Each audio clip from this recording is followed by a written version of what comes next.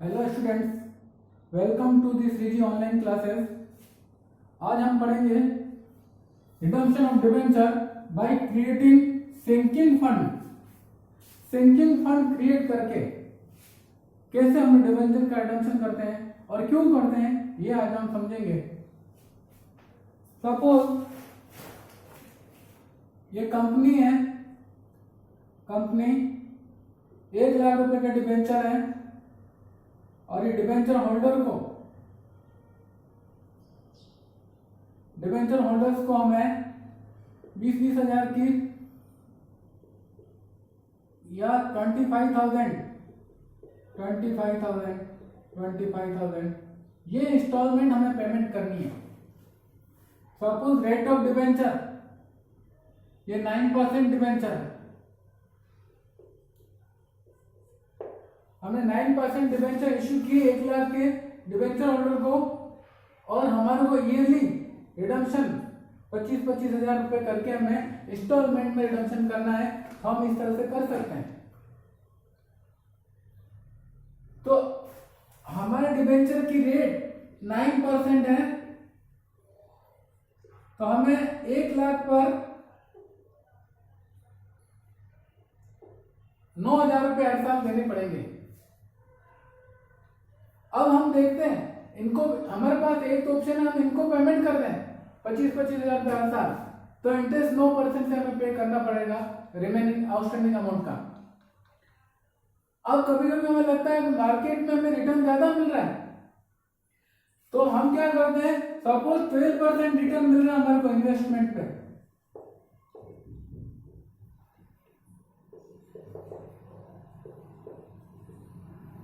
Investment return 12% है suppose, तो हमारे को हम थोड़ा सा जो अच्छी समझदार कंपनियां हैं वो क्या करेगी, ये इंस्टॉलमेंट इनको देने की बजाय ये डिबेंचर रिडम्पशन फंड में इन्वेस्ट डालेगी।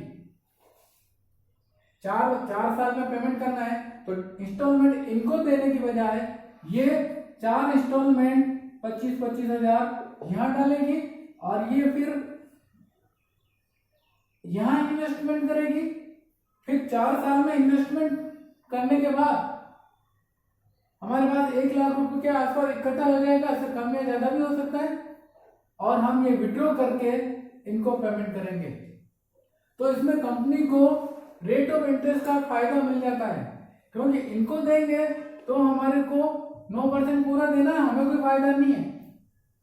लेकिन ये पैसा इनको देने की बजाय हम हर साल चारों साल, 1 साल, दूसरा साल, तीसरा साल यहाँ पर इसमें डिबेंचर रिडम्पशन फंड में ट्रांसफर कर देंगे और इस फंड को हम इन्वेस्टमेंट करते जाएंगे हर साल।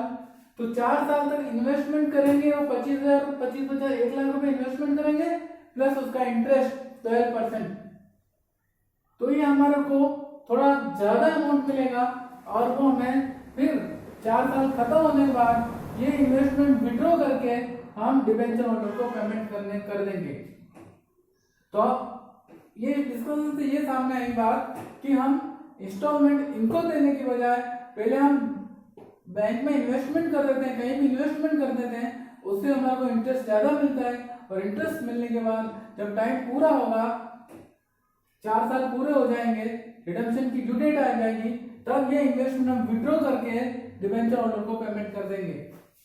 तो इसमें कंपनी को थोड़ा सा फायदा हो जाता है, रेट ऑफ इंटरेस्ट अवेल कर लेती, ये हायर रेट और ये लोअर रेट पे है, हमें लोअर रेट पे करना है और हम हायर रेट पे कर रहे हैं, तो यहाँ पर हमारे को थोड़ा बहुत फायदा हो जाता है।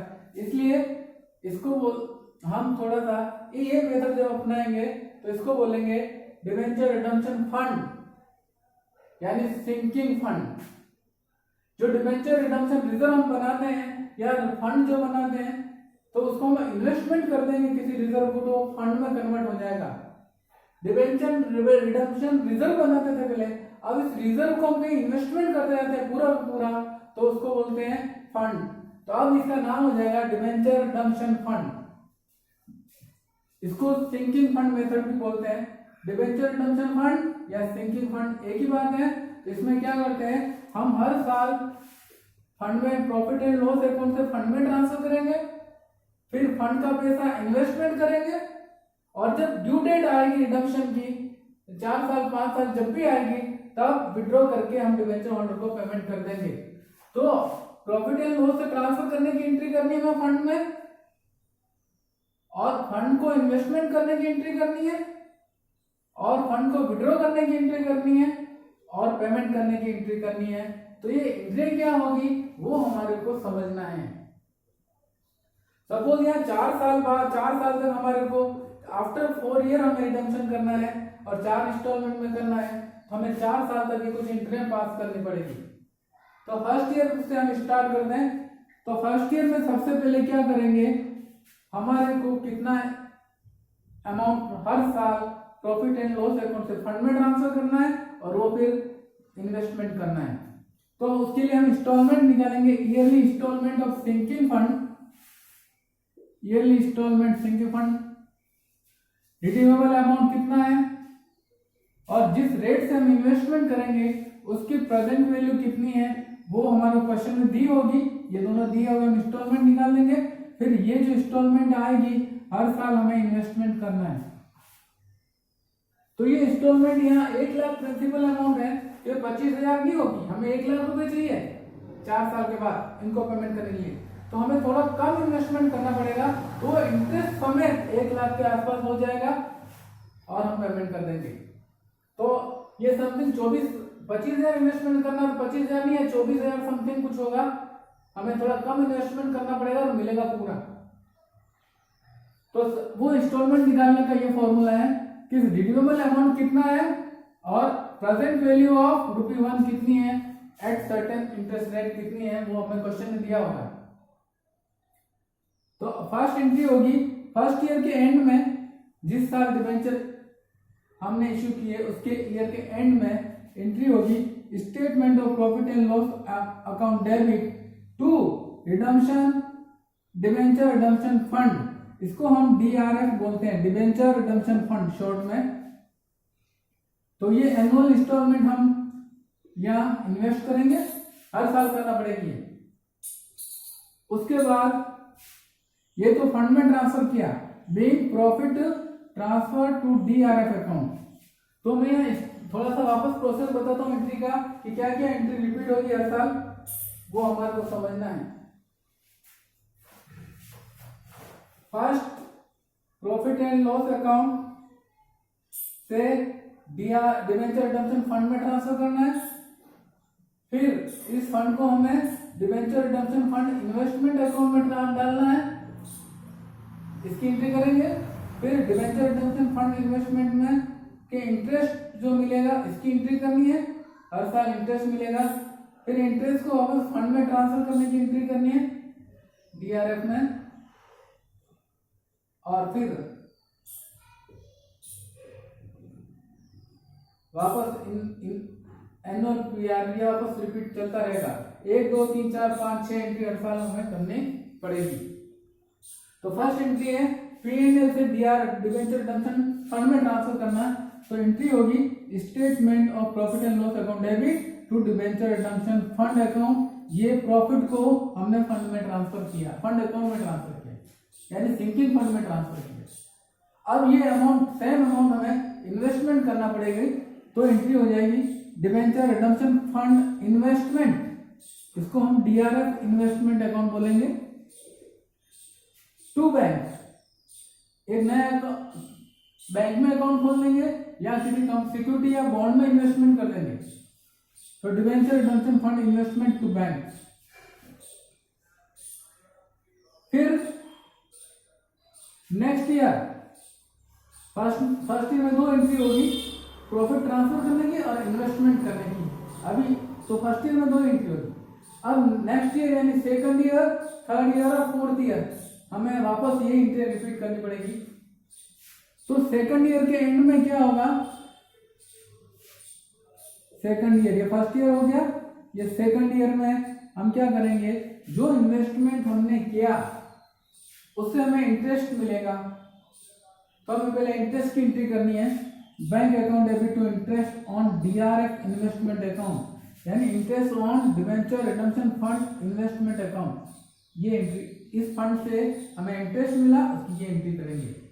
पूरा साल बीत गया, ईयर एंड में ये एंट्री करनी है, पहले इंटरेस्ट मिलेगा, उसके बाद इस इंटरेस्ट को हम वापस फंड अकाउंट में ट्रांसफर कर देंगे। इसमें किसी भी फंड का इंटरेस्ट मिलता है उसको प्रॉफिट एंड लॉस अकाउंट में ट्रांसफर नहीं करते हैं, किसी भी फंड की टोटल जो भी इनकम और एक्सपेंडिचर होंगे उसी फंड में ट्रांसफर होंगे जिस उद्देश्य के लिए बनाया है।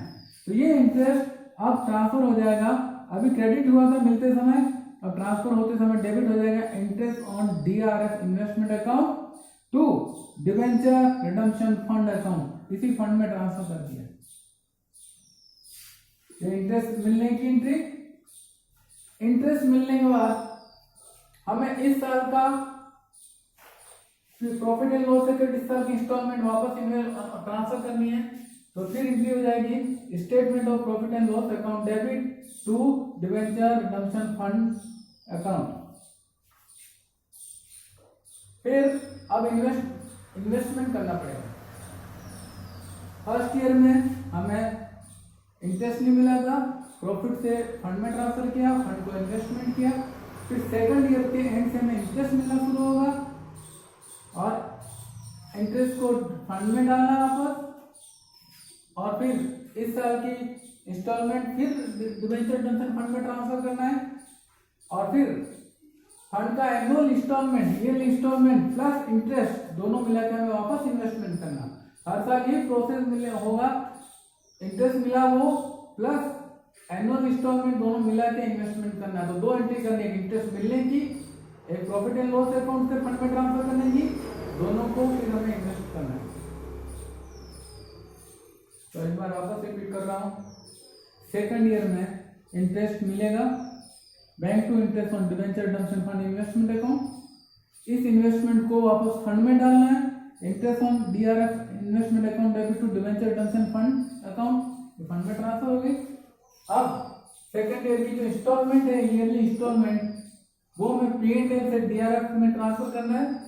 Statement of profit and loss account debit to debenture redemption fund account में ट्रांसफर कर देंगे। अब इन्वेस्टमेंट करना वापस, तो ये जो इंटरेस्ट मिला है वो और ये दोनों मिला के हमें इन्वेस्टमेंट करना है। Debenture redemption fund investment account debit to bank account. फिर थर्ड ईयर में फिर ये एंट्री होगी। थर्ड ईयर में वापस, अब थर्ड ईयर की बात करो, थर्ड ईयर में सेम फिर इंटरेस्ट मिलेगा थर्ड ईयर के एंड में। फिर इंटरेस्ट को P&L ये डिबेंचर रिडम्पशन फंड में ट्रांसफर करना है। फिर थर्ड ईयर की इंस्टॉलमेंट ट्रांसफर करना है। फिर इंटरेस्ट और इंस्टॉलमेंट मिला के फिर इन्वेस्टमेंट करना है। तो जब तक रिडम्पशन वाला साल नहीं आया, ये एंट्री रिपीट होती रहेगी। तो हर साल ये एंट्री रिपीट होगी। इंटरेस्ट की एंट्री, इंटरेस्ट को DRF में ट्रांसफर करने की एंट्री, एनुअल इंस्टॉलमेंट को फंड में ट्रांसफर करने की एंट्री प्रॉफिट को, और दोनों को इन्वेस्टमेंट करने की एंट्री। अब थर्ड ईयर के बाद अब आ गया लास्ट फोर्थ ईयर, जिसमें हमारे को डिबेंचर होल्डर को पेमेंट करना है। डिबेंचर होल्डर को पेमेंट करना है। तो थर्ड ईयर में भी थर्ड ईयर एंड हुआ है, उसके बाद फोर्थ ईयर आया है। फोर्थ ईयर के एंड में क्या करेंगे, फिर हमें इंटरेस्ट मिलेगा, इन्वेस्टमेंट कर रखा है तो इंटरेस्ट मिलेगा। सेम एंट्री होगी, bank account debit to interest on debenture redemption fund investment account. फिर ये इंटरेस्ट मिला है वो फंड में ट्रांसफर करना है। Interest on DRF investment account debit to debenture redemption fund account. फिर ये दोनों मिला के इन्वेस्टमेंट करना होता है, लेकिन ये लास्ट ईयर है। लास्ट ईयर में हम इन्वेस्टमेंट नहीं करेंगे। जो इन्वेस्टमेंट में पैसा पड़ा हुआ है उन इन्वेस्टमेंट को बेच के वापस पैसा निकाल लेंगे और वो हमें डिबेंचर होल्डर को पेमेंट कर देंगे। तो इंटरेस्ट की मिलने की एंट्री, ट्रांसफर करने की एंट्री, फिर एनुअल इंस्टॉलमेंट को भी फंड में ट्रांसफर करना है। Statement of P&L account debit to debenture redemption fund account. अब ये दोनों हम इन्वेस्टमेंट करते हैं, लेकिन बीच वाले सालों में इन्वेस्टमेंट करते हैं, लेकिन ये लास्ट ईयर है। अब इन्वेस्टमेंट नहीं करना है। जो इन्वेस्टमेंट में पैसा है वो भी विड्रॉ करके हमें डिबेंचर होल्डर को पेमेंट करना है। अब विड्रॉ करने की एंट्री क्या आ जाएगी, bank account debit to debenture redemption fund investment account. अब ये अमाउंट कम ज्यादा होगा तो प्रॉफिट और लॉस जो भी होगा, मान लो इसमें ज्यादा पैसा कम पैसा मिला है तो वो डिवेंचर फंड में चला जाएगा, डिवेंचर रिडम्पशन फंड ये डेबिट हो जाएगा अगर लॉस है तो, और प्रॉफिट है तो डिवेंचर रिडम्पशन फंड अकाउंट में क्रेडिट हो जाएगा, प्रॉफिट है तो जब विड्रॉ करेंगे तो जो भी प्रॉफिट और लॉस होगा वो डिवेंचर रिडम्पशन फंड में चला जाएगा। इंटरेस्ट भी डिवेंचर रिडम्पशन फंड में जाएगा और उसका प्रॉफिट और लॉस भी रिडम्पशन फंड में जाएगा। ये पैसा विड्रॉ कर लिया है, अब डिवेंचर होल्डर को हमें पेमेंट करना है तो पहले डिवेंचर को ड्यू करेंगे, percentage debenture account debit to debenture holder, और फिर पेमेंट करने की एंट्री कर देंगे debenture holder account debit to bank. Debenture holder का रिडम्पशन हो गया। अब हमें इस फंड की जरूरत नहीं है तो इस फंड को लास्ट में रिडम्पशन हो जाने के बाद डिवेंचर रिडम्पशन फंड को जनरल रिजर्व में ट्रांसफर कर देंगे। पहले भी यही किया, जब आउट ऑफ प्रॉफिट हमने ट्रांसफर ये रिडम्पशन किया था उसमें भी यही था। रिडम्पशन हो जाने के बाद जो रिजर्व या फंड का पैसा है उसकी अब जरूरत नहीं है हमारे को, तो debenture redemption fund account debit to general reserve account ये ट्रांसफर कर देंगे। तो इसमें ये 3-4 एंट्री जो भी होती हैं वो अपन को लर्न करना है कि बार बार ये रिपीट होते और ये प्रोसेस चलता रहता है कंटिन्यूस जब तक रिडम्पशन नहीं होता है तब तक। तो आज इसको और बेटर ढंग से समझने के लिए हम नेक्स्ट वीडियो में इसका इलस्ट्रेशन या क्वेश्चन समझेंगे, उससे आपको थोड़ा क्लियर हो जाएगा। Thank you.